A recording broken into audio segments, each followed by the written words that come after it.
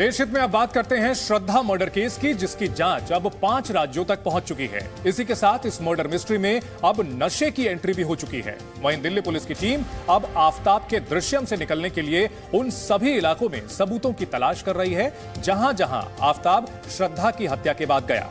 आज हम आपको पुलिस के उस सवाल के बारे में भी बताएंगे जिसके बाद आफताब को अपना गुनाह कबूल करना पड़ा। लेकिन पहले देखिए जी न्यूज के पास मौजूद श्रद्धा का वो एक्सक्लूसिव चैट जिसमें उसने अपने दोस्त को आफताब की असलियत बताई थी। काली पॉलिथीन में पुलिस इस समय कुछ लेकर जा रही है।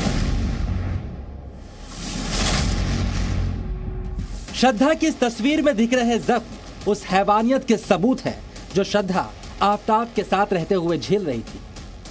श्रद्धा की यह तस्वीर देखकर इस बात का अंदाजा भी लगाया जा सकता है कि 18 और 19 मई को पहले श्रद्धा के साथ और फिर श्रद्धा के शव के साथ आफताब ने कितनी हैवानियत दिखाई होगी।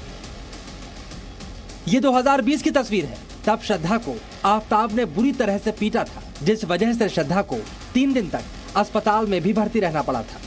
इस बीच जी न्यूज के हाथ श्रद्धा की वो एक्सक्लूसिव चैट भी लगी है जिसमें उसने अपने दोस्त को बताया था किस तरह आफताब उसको पीटता था और वो उसको घर से बाहर निकालने वाली थी। श्रद्धा की ये चैट आफताब के जुल्म की पूरी कहानी बयान करती है। देर से रिप्लाई के लिए सॉरी। कोई बात नहीं। कल उसके पेरेंट्स के घर जाने के बाद सब कुछ सुलझ गया।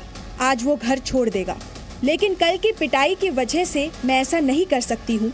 मुझे लग रहा है कि मेरा बीपी लो है और मुझे गहरी चोट लगी है। एनर्जी नहीं बची है बेड से उठने की। मैं आज उसको बाहर निकाल कर रहूंगी।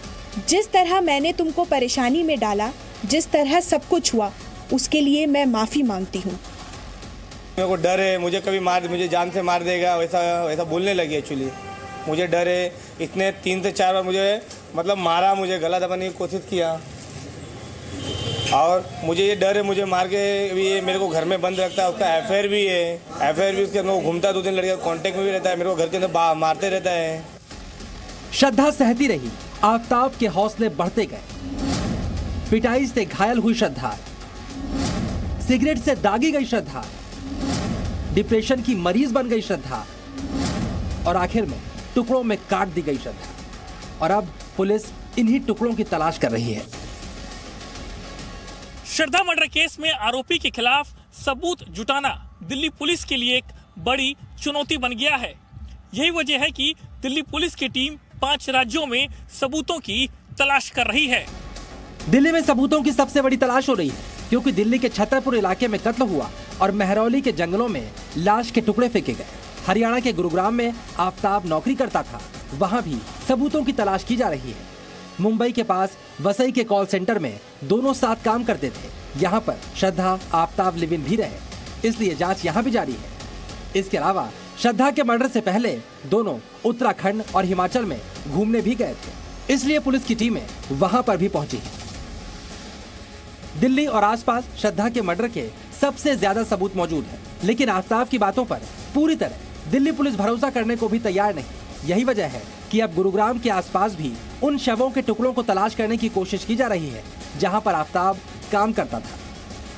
इसके अलावा मेहरौली के जंगलों में लगातार चौथे दिन पुलिस की तलाश जारी रही। दिल्ली के छतरपुर के उसी जंगल में हम मौजूद हैं जहां पर दिल्ली पुलिस की एक टीम यहां पहुंची हुई है और लगातार जो सर्चिंग ऑपरेशन है वो यहां पर किया जा रहा है। पूरे जंगल को एक एक करके देखा जा रहा है और बारीकी से उसकी जांच की जा रही है। और इस पूरे जंगल का जो एरिया है करीब 35 किलोमीटर के आसपास में ये पूरा फैला हुआ है। और यहाँ पर दिल्ली पुलिस की जो टीमें हैं उसको आप देख सकते हैं, जहाँ पर डंडे हाथ में लेकर के ये पूरा जो यहाँ पर जंगल का पूरा एरिया है उसको एक एक चीज को बारीकी से देख रही है। दिल्ली पुलिस को श्रद्धा के शवों के टुकड़ों की तलाश तो है ही, साथ ही वो हथियार भी तलाश करना है जिससे उसके शव को काटा गया। ऐसे में पूरी दिल्ली में अब श्रद्धा के शव के टुकड़ों की तलाश शुरू कर दी गई है और पिछले 6 महीने में दिल्ली के किसी भी इलाके में शव के जो टुकड़े मिले हैं अब उनकी जांच भी की जा रही है। दूसरे जिलों की पुलिस से दक्षिणी दिल्ली की पुलिस ने जानकारी मांगी है। इसके अलावा दिल्ली पुलिस की टीम मुंबई भी पहुंची। वहीं उत्तराखंड और हिमाचल पहुंचकर भी दिल्ली पुलिस ने जांच शुरू कर दी है। उत्तराखंड और हिमाचल में जहां जहां आफताब और श्रद्धा गए वहां जाकर भी जानकारी जुटाई जा रही है। पुलिस इस बात की जांच भी कर रही है कि कहीं आफताब ने दोबारा इन जगहों पर जाकर शव के टुकड़ों या हथियार को ठिकाने लगाने की कोशिश तो नहीं की। इस बीच आफताब ने पुलिस को एक और नई कहानी सुनाई है। इसी के साथ श्रद्धा मर्डर मिस्ट्री में अब नशे की भी एंट्री हो गई है। आफताब ने पुलिस को बताया कि वो नशे का आदी था। हत्या वाली रात भी वो बाहर से गांजा पीकर आया था। इस बात का श्रद्धा लगातार विरोध करती थी और फिर उस रात श्रद्धा और आफताब का इसी बात को लेकर झगड़ा हुआ और आफताब ने नशे में श्रद्धा की गर्दन दबाकर हत्या कर दी। हत्या करने के बाद रात भर उसी लाश के सामने बैठकर गांजा पीता रहा। इसके अलावा एक और खुलासा हुआ है जिसके मुताबिक आफताब लगातार फोन पर दूसरी लड़कियों से चैटिंग करता था, श्रद्धा के पूछने पर टाल मटोल करता था और इस मुद्दे पर भी आफताब और श्रद्धा का झगड़ा होता था। इधर श्रद्धा की मौत अब सियासी मुद्दा भी बनती जा रही है। देश को अगर आज एक ताकतवर नेता नहीं होता है, देश को मां मानने वाला एक सरकार नहीं होगा, तो हर शहर में ऐसा आफताब का पैदा होगा। कुल मिलाकर सबूतों की तलाश जारी है और अब आफताब का नार्को भी होगा, जिसके बाद मालूम चलेगा आफताब की सुनाई गई कहानियां कितनी सही हैं और कितनी गलत। मुंबई से येशा कोटक के साथ नीरज गौड़, जी मीडिया, दिल्ली।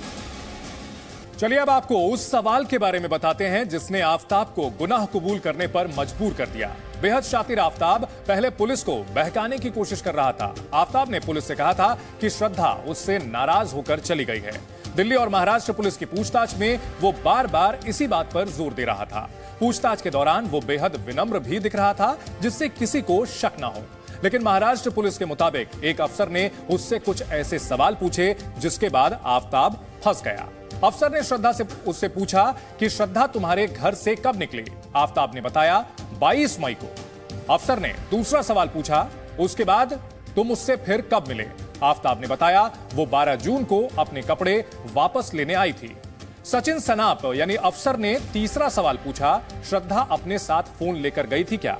आफताब ने इस सवाल का जवाब नहीं दिया। वो आत्मविश्वास के साथ पूछताछ कर रहे अधिकारी की तरफ देखता रहा। इसके बाद अधिकारी ने कहा, श्रद्धा का फोन लोकेशन मई 26 तक तुम्हारे घर छतरपुर में दिख रहा है। तो अगर वो फोन लेकर गई थी तो उसका लोकेशन तुम्हारे घर का कैसे था? और अगर रख कर गई थी तो मोबाइल घर से कभी निकला क्यों नहीं? इसके बाद अफसर ने कहा, दोस्त तू अब फंस गया है, अपना गुनाह कबूल कर ले वरना तू अब मरेगा। इसके बाद आफताब फंस गया और उसने गुनाह कबूल करते हुए कहा, यस आई किल्ड हर।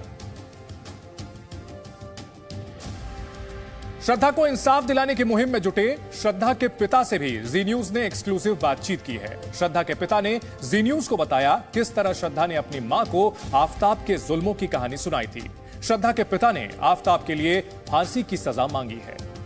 कि आफताब जो है वो आपकी डॉटर के साथ मारपीट करता है, यहाँ तक कि उसको जो है उसके साथ पैसे के लिए था। सर आपकी डॉटर ने आपको कभी कुछ बताया था सर उसके बारे में?